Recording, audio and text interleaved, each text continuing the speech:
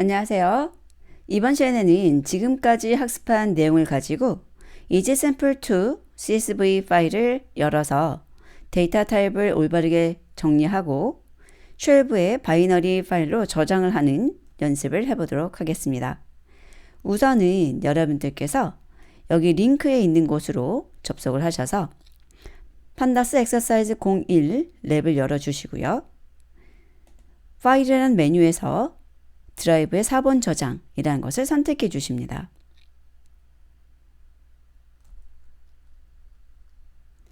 자, 그리고 4번으로 저장이 되면 그때 여러분들께서 원하는 이름으로 변경을 해주시면 되겠죠.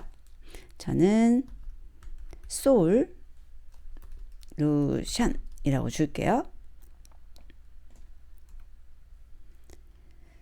자, 그리고 지시사항에 맞춰서 작업을 진행해 주시면 되는데요. 우선은 드라이브 마운트 시켜 주셔야 되고 current working 디렉토리를 변경해 주시고 판다스와 numpy 라이브러리를 임포트 하셔야 되죠.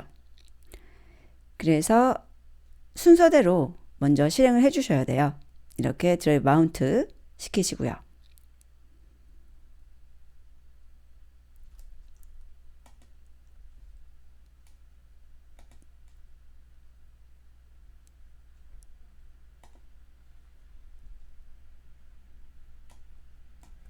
복사해서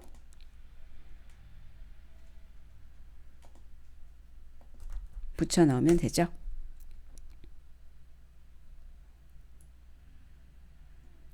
그리고 경로 변경하시고요.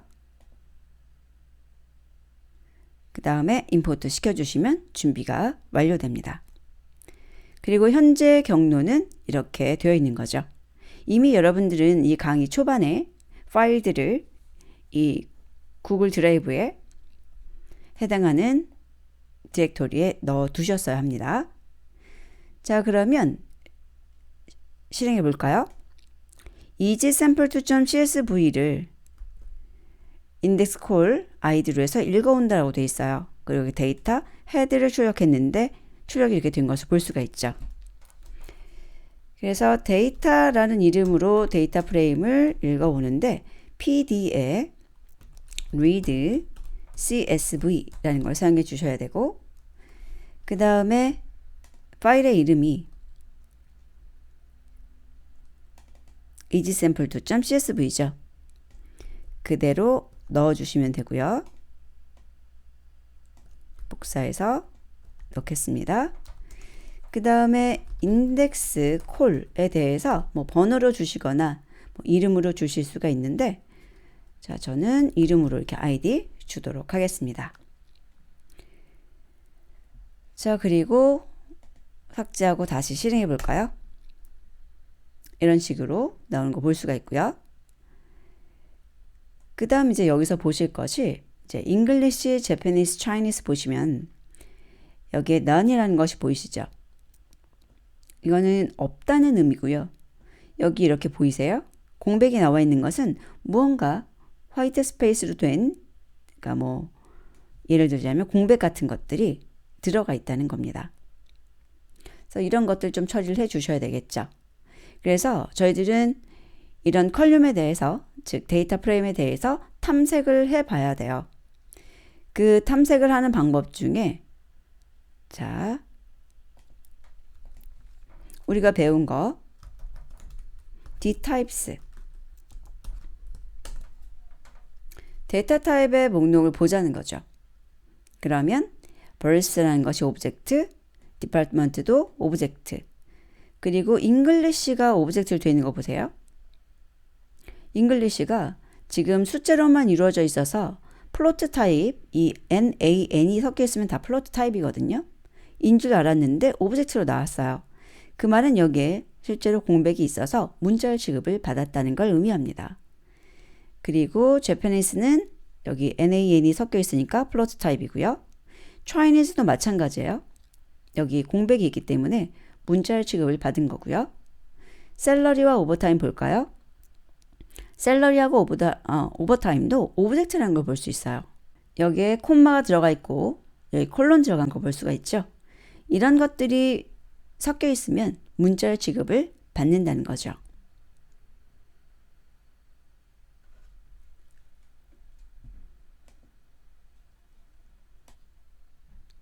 자, 그러면 조건에 맞춰서 작업을 진행해 보도록 할까요?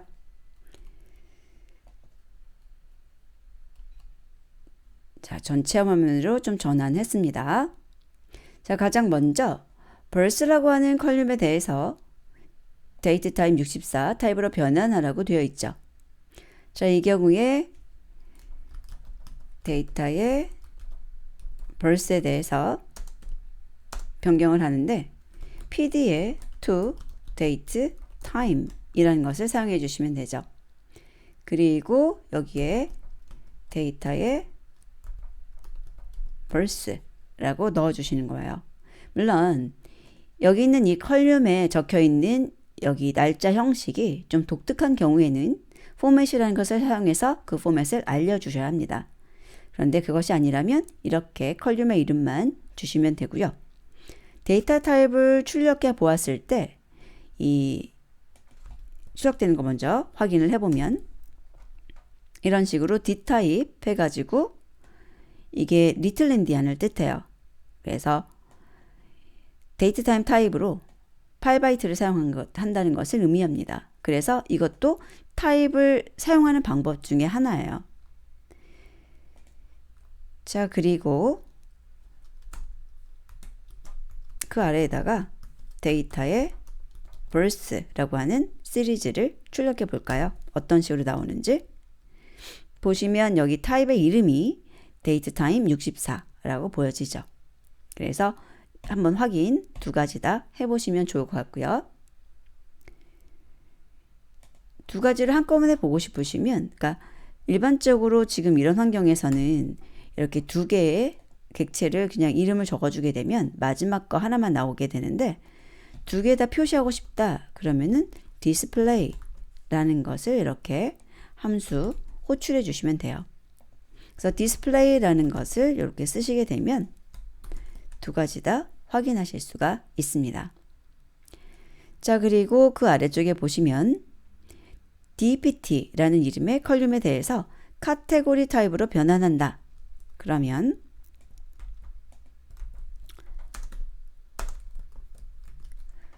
해당하는 시리즈에서 as 타입 주시는데 카테고리라는 것으로 주시면 변경이 되죠. 그래서 출력을 해보게 되면 이런 식으로 카테고리칼 D타입 만들어진 거 볼 수 있고요. 자, 데이터의 DPT라고 해서 출력을 해보면 D타입이 카테고리로 표시되는 걸 확인할 수 있습니다.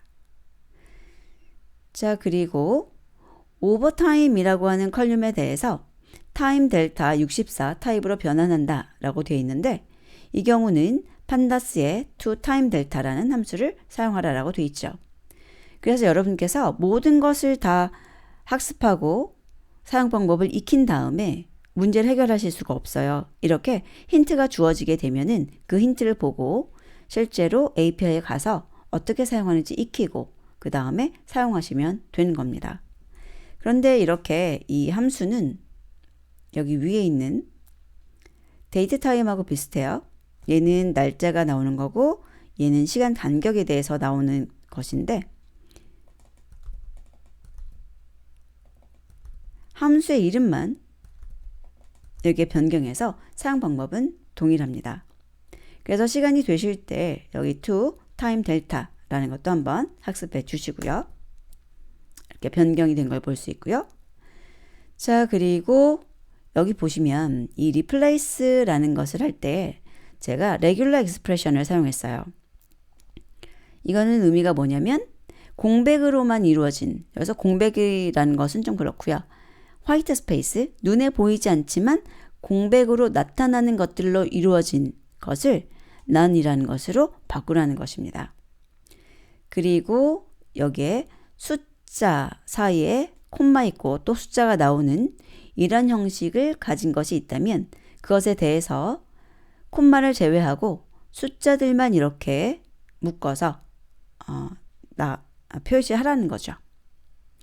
자, 그리고 나서 모든 none이라는 것에 대해서 0이라는 것으로 변경해라 라고 한 겁니다. 자, 그러면 이렇게 화이트 스페이스 문자를 none으로 바꾼 것을 A라고 했고 그 A에서 숫자인데 사이에 콤마가 들어간 것에 대해서 이렇게 콤마를 제외하고 다시 저장을 했고 거기에서 none을 0으로 바꿔서 저장을 한 이 데이터가 마지막 결과죠. 자, 그러면 데이터라는 거 확인해서 보도록 할까요? 자, 이렇게 보시면 이 부분이 다 0으로 변경되어 있는 거 볼 수가 있죠. 자, 그리고 나서 그 아래에다가 제가 그 데이터에 dtypes라고 해서 타입을 한번 확인해 볼게요. 자, 봤더니 date time 됐고 카테고리도 나왔고 그 다음에 타임 델타까지 변경된 것을 볼 수가 있죠. 하지만 여기 English라든지 Chinese라든지 이런 부분 또 셀러리 아직도 오브젝트인 것을 확인할 수 있어요. 그래서 작업을 해야 되는데 English, Chinese, Japanese, 셀러리에 대해서 int 32 타입으로 변환한다 라고 되어 있어요. 자, 여러 가지 방법이 있는데요. 우리 그 방법 한번 써볼까요? 딕셔너리 주는 거 있죠.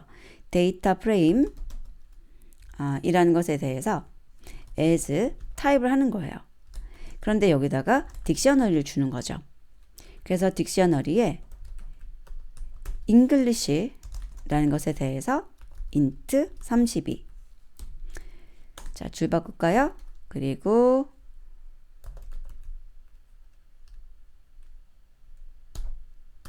Chinese에 대해서도 int 32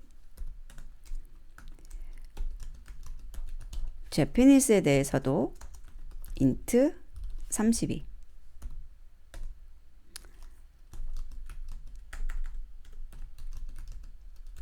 셀러리에 대해서도 int 32라고 하겠습니다. 그래서 데이터 프레임에 타입을 변경하는데 이렇게 네 가지에 대해서 int 32로 변경하세요 라는 것이죠. 그리고 다시 데이터라는 것에 저장을 하겠습니다. 그리고 데이터 출력도 해보죠. 자, 그래서 뭐 표시되는 것은 크게 차이가 없는 것 같습니다. 그래서 데이터 타입을 확인해 볼게요. 확인해 봤더니 이렇게 int 32로 깔끔하게 정리된 것을 볼 수 있습니다. 그리고 이렇게 연속된 4개의 컬럼이잖아요. 이럴 때는 여기다가 꼭 딕셔너리 쓰는 것이 아니라 또 같은 타입이잖아요. 이런 경우에는 인덱싱을 사용하시면 좀 더 편하게 작업하실 수가 있죠. 자, 그리고 이진 파일 저장용 모듈로 쉘브를 사용해서 이렇게 저장을 해보라는 거네요. 자, 그러면 작업해 볼까요? with shelve open이라고 하시고 issample이라는 파일을 사용하라는 거죠. 그리고 as my shelf 라고 연결하고요. 그 다음에 데이터 프레임을 저장하는데 샘플 3이라고 이용하래요. 그러면 my shelf 샘플 3이라는 것을 키로 주시고 데이터라고 주시면 저장이 되죠. 자, 그리고 저장되었던 데이터 프레임을 가져와라 라고 돼 있잖아요. 그러면 이름을 하나 줘야 되는데 아래쪽에 이름이 없으니까요. 제가 이름을 임의로 줄게요. 그리고 좀 분할해 볼게요. 자, 프린트해서 done write sample 3 이라고 주고요. 이게 저장하는 거예요. 그리고 가져오기 할 때 동일한데요. 우선 열기는 똑같고 이쪽에 이름을 data2 라고 주어서 이런 식으로 해당하는 키를 가지고 객체를 가져오는 겁니다. 그리고 가져왔다고 또 메시지 표시해 볼까요?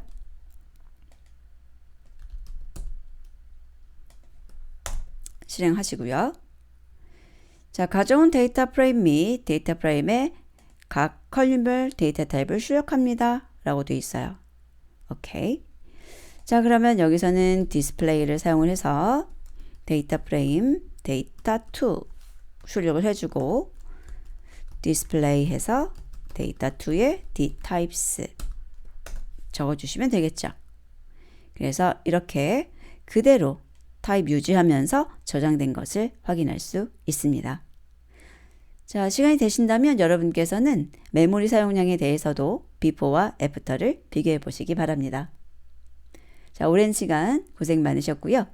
실습을 통해서 여러분들의 이해 정도를 판단할 수 있으셨길 바랍니다. 다음 학습에서 뵙도록 하겠습니다.